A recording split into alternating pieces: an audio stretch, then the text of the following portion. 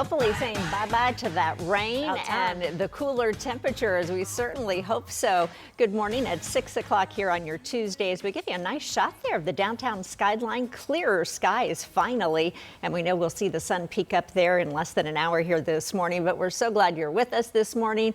Dry roads in the metro area, at least. Yes, everybody's not seeing clear skies this morning, but it was nice to see that clear shot of downtown, Lindsay. Some people have some really thick fog. They do, and some rain over in the eastern tier of the state. So Indianapolis and the whole metro really kind of just threading the needle in between those two impacts this morning.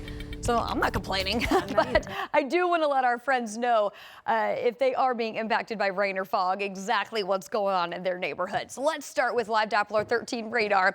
We'll put this into motion. This is your looping radar over the past 45 minutes, and this has been a pretty steady rainfall over from Hartford City into Portland, Muncie down to Winchester, and now Richmond for the past 30 minutes or so. Right along that I-70 corridor has been dealing with a pretty steady rain. Wanted to show you that bigger picture. So Wayne County northward into Delaware County, Jay County as well, kind of that zone that rain's going to linger over the next few hours. This is not going to be an all-day rain event. This will wrap up by the mid-morning. But comparing that to what's going on to our south and to our west, the sky has actually started to clear overnight, and we've got a lot of moisture trapped close to the surface because of this rainy pattern we've had, and that's translating to this. This is a pretty dense fog bank that's settled in throughout Monroe County over into Brown County. So because of this, again, that's Bloomington, by the way, down that I-69 corridor. We're seeing visibility numbers dropping to near zero. So we've got this dense fog advisory in that zone that's going to run through about 9 o'clock this morning. So rain to the east, fog to the southwest. Everybody, though, clearing out this afternoon with more seasonal temperatures approaching the low 70s for highs later today. We'll talk about these improvements on the road to the weekend coming up in your 7-day forecast. Coming up on 6:02 now.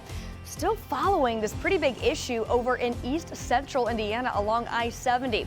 First, wanted to start with our road weather index. We've got this fired up because this is going to be where you have to perhaps drive into areas with wet pavement. If you're headed up the 69 corridor throughout Madison County into Delaware County and then over on I-70 toward Ohio, that's where that rain has been falling this morning. We've also been following a pretty bad crash that occurred overnight along I-70 westbound over in Richmond, and that still has a good portion of I-70 westbound blocked here at State Road 27. So traffic's actually being diverted off. You can utilize US 40 to get around that for now. Again, the rain actively falling here as is I-70 westbound there in Richmond. Rain gear ready over the next couple of hours there. This is not the year we were hoping for. It's just one thing after another. Well, that is the granddaughter of the man shot and killed by deputies yesterday outside of the Hendricks County Courthouse. We have talked with her before after the heartbreaking loss of her 2 children in a fiery crash in Plainfield earlier this year. Now her family is confronted with yet another tragedy. Matthew Foltz in studio this morning. And Matthew, do we know why her great-grandfather was actually waiting outside of the courthouse? Well, Julie and Jalea, that's what we're still working to confirm with state police this morning. We do know the man facing charges in that Plainfield crash was supposed to be in court yesterday, but that hearing got rescheduled. Now, state police say the shooting happened just before 1 Monday afternoon near Main and Cross Streets in Danville. Troopers say 65-year-old Mark Vaughter fired at 2 deputies and inmates being transported inside the courthouse. That's when police say 2 deputies then shot back at Vaughter, hitting him. He died at the scene. No one else was injured in the shooting. And we did speak with the granddaughter of the victim and the mother of the 2 children killed in that crash. Jack Vaughter tells 13 News she and her family still have questions into everything that happened yesterday. We're trying to figure out why he was there and why he did what he did. So they could talk to us, and they're working on getting a warrant to see if there's any clues at all. And that was Jack Vaughter you just heard from. She tells us her grandfather did struggle with mental health even before her children died in that crash in Plainfield earlier this year. So Julie and Jalea, a lot of questions still to be answered in this investigation. We are reaching out to police today to get more updates. And of course, as soon as we learn more, we'll be sure to pass that along to you. And just heartbreaking again to have to hear from her again after Yes. just an unspeakable tragedy for that family, Matthew. Thank you. Well, new this morning, Metro Police are investigating a person that was shot at an apartment complex on the northwest side of Indy that happened at the Cambridge Square North Apartments. These are near Township Line Road and West Lane Road. A police report confirms a man was hit and taken to the hospital. We are working to learn more about his condition. The report also mentions damage to other apartments nearby. Again, we're reaching out to IMPD for any updates in this investigation. An update this morning as a Hamilton County teen has now been formally accused in a deadly crash that killed former HSC football player Mason Alexander in March. The 18-year-old faces accusations including reckless homicide. The Hamilton County Prosecutor's Office now tells us that it's requesting that the teen be moved to adult court. Investigators believe the driver, who was 17 at the time, was driving south when they tried to pass another vehicle on the road.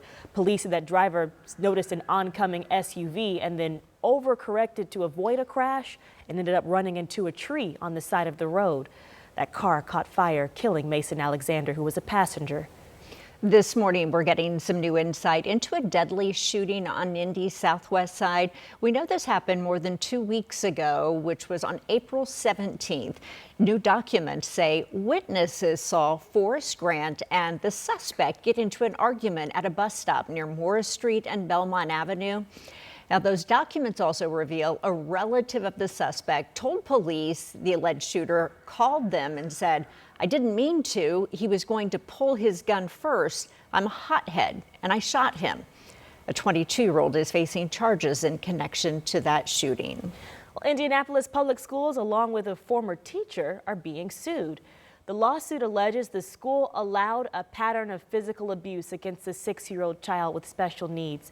This happened at George Washington Carver Montessori School, according to this suit. And the complaint describes several incidents, alleging that that child was bullied for months and the school did nothing to protect the student.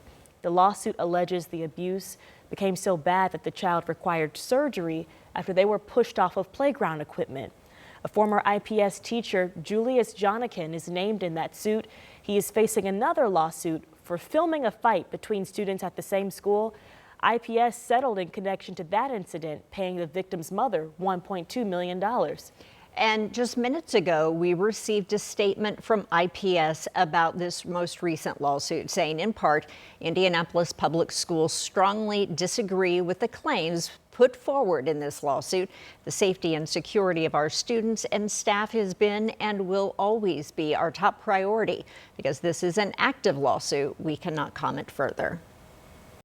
I ruined my life and other people's lives, and I'm so sorry for that night. Well, this morning, Benjamin Ritchie, who you just heard from, who will be executed in 2 weeks for killing Beech Grove police officer Bill Toney, is asking for clemency. Ritchie is making his case. That was to a 5-person parole board at the Indiana State Prison in Michigan City yesterday. In September of 2000, then just 19 years old at the time, Ritchie ran from a stolen van in Beech Grove. Officer Toney chased after him. That's when Ritchie turned back and shot Toney 5 times, killing the 31-year-old officer. Well, now Ritchie is asking for the chance to spend the rest of his life in prison. I'm just not that kid I was 25 years ago. That kid was lost. He needed guidance. And I have guidance now. Well, the parole board will meet with Ritchie again on Monday for another clemency hearing. The panel will then make its recommendation to Governor Mike Braun, who will ultimately make that decision on clemency. Well, tonight, counselors will hear public comment on a proposal that would put $27 million into various city departments. $13 million would go towards road projects, while millions of other dollars would help with crime and safety improvements. The spring fiscal package also includes millions of dollars for DPW trucks, for snow plowing and street repair. Money from the measure would also go towards hiring contractors to remove snow on residential streets. You might be thinking, though, how much will this cost the taxpayer? Counselors say they're looking at ways to keep the impact low. And so it is us having to work with a scalpel to see how we can get it done. It's going to be a challenge. The Administration and Finance Committee will meet tonight at 5:30 to hear from the public on the proposal. Tonight, there is a meeting that we get to hear from the community on what's next for trails across Indy. Right now, Marion County has 90 miles of these greenways, and they're expecting another 30 over the next few years. And that's why city leaders are hosting events like this to hear from you about how this helps shape those plans. That meeting tonight is at Frederick Douglass Park. It starts at 5:30.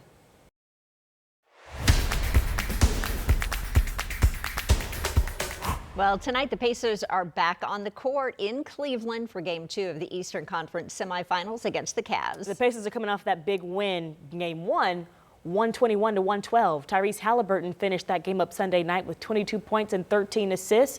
Andrew Nembhard added a playoff career high with 23 points. In fact, all 5 Indiana starters scored in double figures. So tonight, tip-off is at 7 o'clock. And guys, if we can have a repeat of that, that'd be nice. Our Eli Gain is in Cleveland, and he'll have highlights right here on 13 News beginning at 11. Well, is a trade deal in the works this morning? Trump is set to meet with the Canadian Prime Minister as the country still faces steep tariffs. We'll have details coming your way this morning.